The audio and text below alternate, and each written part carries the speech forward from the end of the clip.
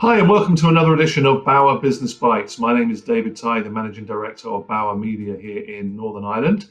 And this week's guest is Dr. Ian Humphreys, who's the Chief Executive of Keep Northern Ireland Beautiful. Ian, you are welcome to Business Bites. Thank you, David. Delighted to be Well, here. it's great to see you.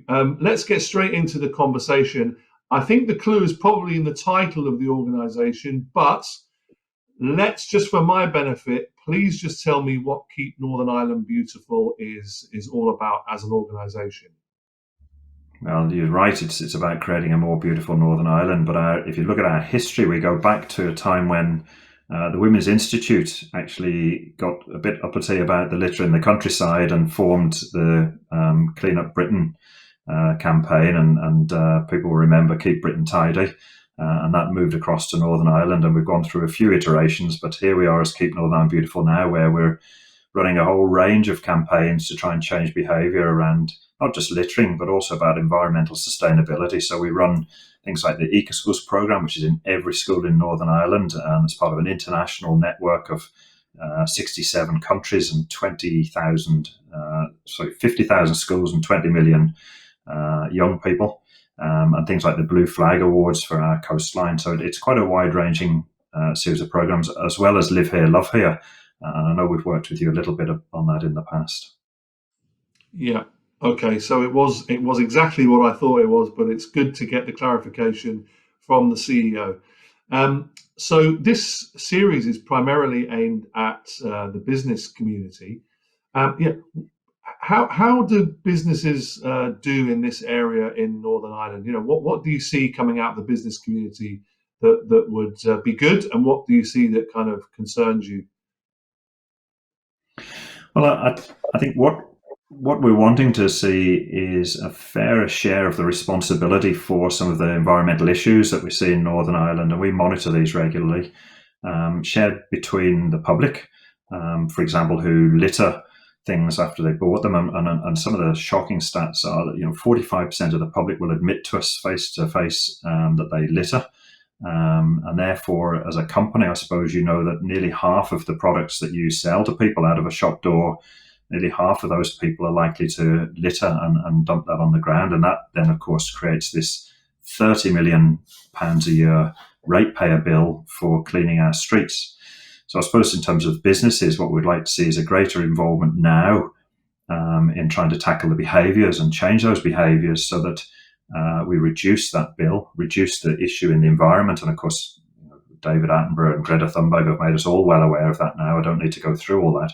But the issues around biodiversity loss, of climate breakdown, of pollution and waste really aren't going away. And if we don't deal with them very, very quickly now, we're being told very clearly that the issues we leave for the next generation, if not later in our generation, are going to be very severe indeed. So we need now all to step up to the mark.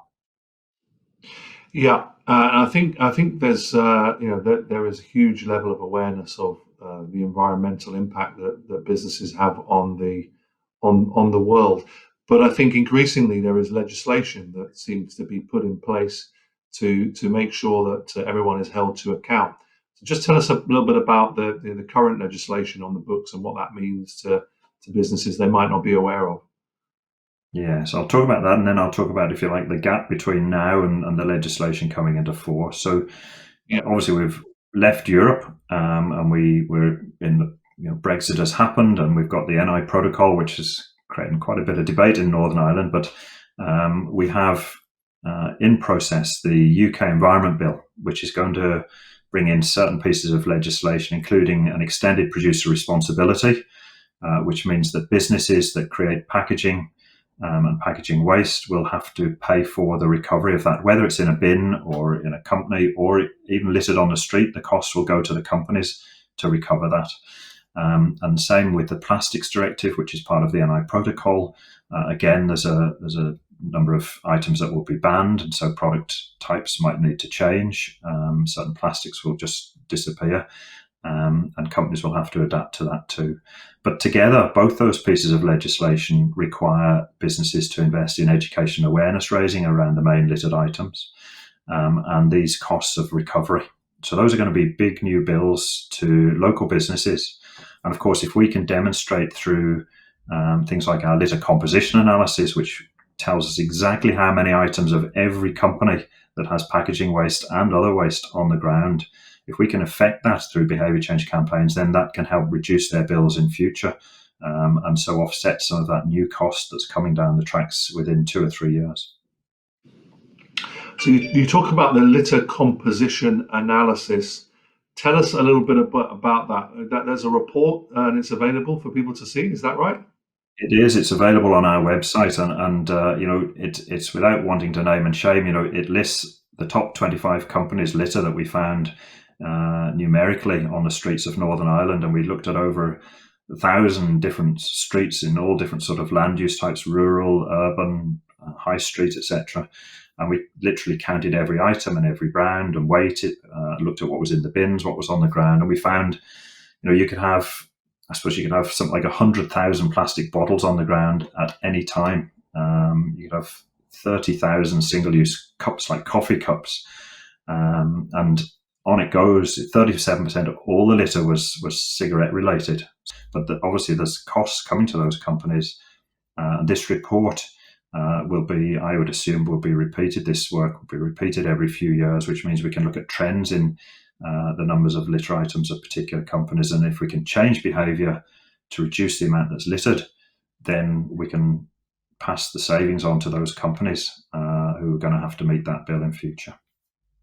They might argue that they're selling a product that people want and they can't be responsible for what people do once they've purchased the product. How would you counter that?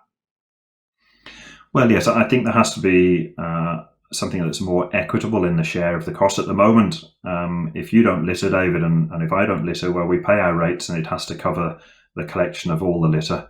And certainly it's people dropping litter, and they have a responsibility. And I would say to people, just put it in the bin. And if it's not a bin available, take it home and put it in a bin. We have the infrastructure here. But if I'm a company and I'm selling something that I know 45% of the people are going to be just chucking that stuff on the floor, I absolutely have a responsibility, just as I have a responsibility to give my waste to a responsible company to deal with my waste.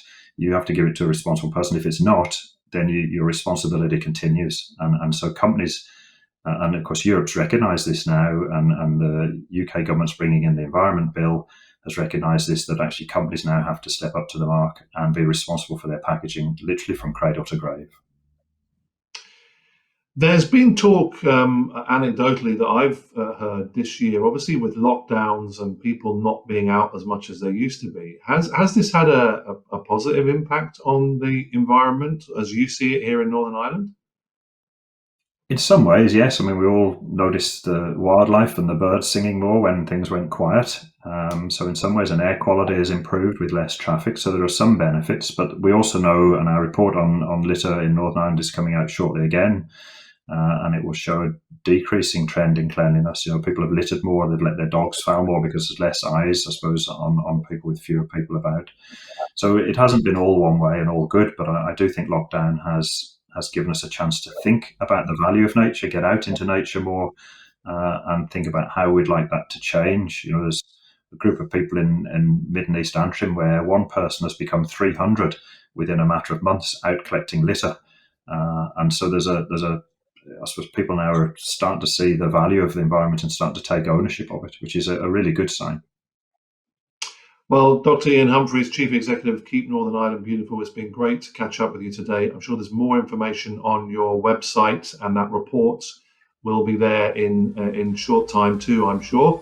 Thank you for all your efforts, and thanks for being our guest this week. Thank you very much, David.